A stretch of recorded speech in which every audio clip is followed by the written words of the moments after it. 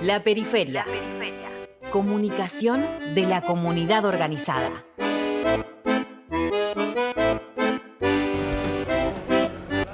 Efectivamente, el tema de la semana está relacionado a la estafa digital en torno a las criptomonedas que involucra a Javier Milei y ahora, como se va conociendo la información, a su hermana. En este marco mucho se ha hablado. Hay que hablar de los impactos económicos que esto puede tener para la Argentina, más allá, obviamente, de el impacto político que efectivamente esta situación tiene. Le damos la bienvenida a la periferia al economista y especialista en el tema, Juan Valerdi. Juan, ¿cómo estás? Gustavo Ramírez y Martín Tomasini te saludamos. Buenas tardes. ¿Qué tal? Buenas tardes, un placer hablar con ustedes. El placer es nuestro, Juan. Bueno, ¿en qué situación nos encontramos en función de lo que implica esta estafa, este desfalco, ¿no? En función también de entender cómo funcionan algunas cuestiones que son novedosas para el conjunto de la sociedad. El lugar donde se desarrolló esta criptomoneda o este token que salió a promocionar Milei en su cuenta personal es un lugar que básicamente, para que se lo imaginen, en el mundo de las criptomonedas sería como si fuera un negocio donde se venden fichas de casino.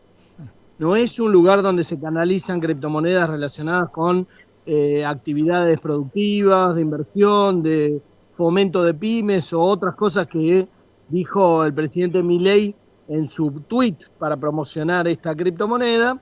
Los 40 y pico mil personas que perdieron su dinero a manos de los estafadores que estaban detrás de la criptomoneda y se llevaron 80 millones de dólares, aprovecharon este tweet para, de alguna manera, bombear, empujar el precio de esa criptomoneda, pero desesperadamente a las 5 horas salieron corriendo y se llevaron el dinero. Algunas de estas estafas normalmente demoran días, semanas o meses incluso, pero en este caso eran bastante voraces y quedan solo dos opciones para evaluar el desempeño de Milei, el presidente de los argentinos, que además es economista, o se supone que es economista.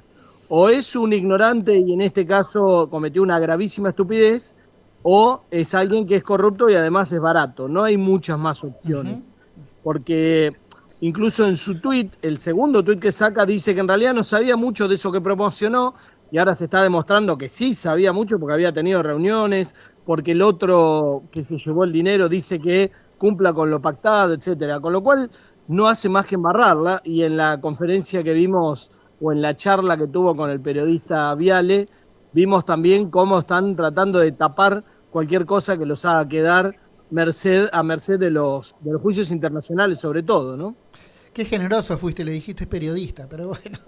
Juan, buenas tardes, Martín, te saluda. Contale a la gente como yo, que no tiene idea de lo que están hablando, ¿por qué esto es una estafa? Bueno, esto se configura como una estafa porque Milei salió a decir que por ahí se iban a canalizar inversiones productivas, financiamiento a pyme y demás en la Argentina, y como es el presidente de la Argentina, se configura una estafa porque está prometiendo algo que claramente no es el sitio donde puede ocurrir. Cualquiera que conozca más o menos de criptomonedas y del entorno de blockchain y demás, sabe que en ese lugar, en Solana, no es el tipo de cosas que ocurren.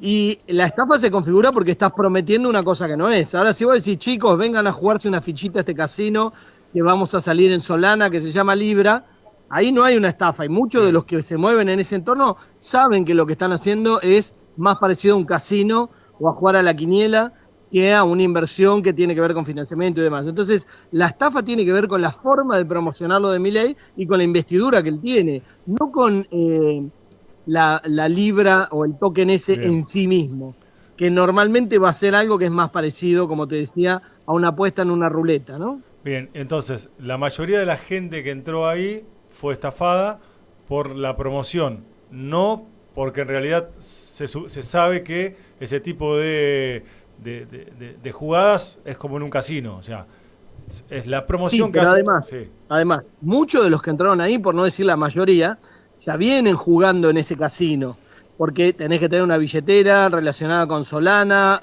tenés que tener habilitado operar en ese exchange, tenés que saber cómo hacerlo y demás. No es que vas y es como abrirte un Gmail nuevo, no. Bien, Esto a es eso iba complicado. Juan. Entonces, ¿de qué se están quejando si sabían, la gente que perdió la plata, si sabía que estaban jugando con eso, que era una fichita del casino? ¿De qué se quejan? De dos cosas. Sí. Primero, de que Milei lo haya promocionado como algo que iba a canalizar ahorro y financiamiento. Y entonces dijeron, bueno, tal vez en este caso efectivamente sirva para algo productivo, porque no es imposible que ocurra. Pero segundo, aún suponiendo eso, de lo que se quejan es de que los dueños originales de esas monedas entraron apenas se largó la moneda, se compraron el 80% de las existencias y las vendieron 5 horas después con 87 millones de dólares de ganancia. Eso le genera una especie de estafa absolutamente alevosa. Como te dije antes, si esto hubiera estado en especulaciones y un día está 20 centavos y otro día $1 y otro día 50 centavos y va subiendo y bajando, es mucho más parecido a lo que pasa normalmente con esas criptomonedas o esos tokens. Pero en este caso fue muy alevoso como la infló el tuit del presidente de los argentinos, que tiene varios millones de seguidores que le creen, y al mismo tiempo a las 5 horas salieron corriendo los que la armaron. Esto genera un nivel de alevosía que no es habitual, y yo diría, no sé si no es un récord desde el punto de vista del tiempo que tardaron en chorearse 87 millones de dólares. Que tal vez es un récord. Ha habido estafas de muchísimo más dinero, pero no se hicieron en 5 horas. Ahora, ¿cuál es el impacto de, no precisamente de esto, porque obviamente que la criptomoneda no iba a tener impacto en la economía nacional, pero sí sobre lo que hizo Javier Milei, porque lo que uno infiere es, bueno, pierde absolutamente credibilidad, por ejemplo, a la hora de poder ir a generar un plan de estabilización, como lo viene gestando, en función propiamente de las mentiras que él va construyendo para autoprotegerse.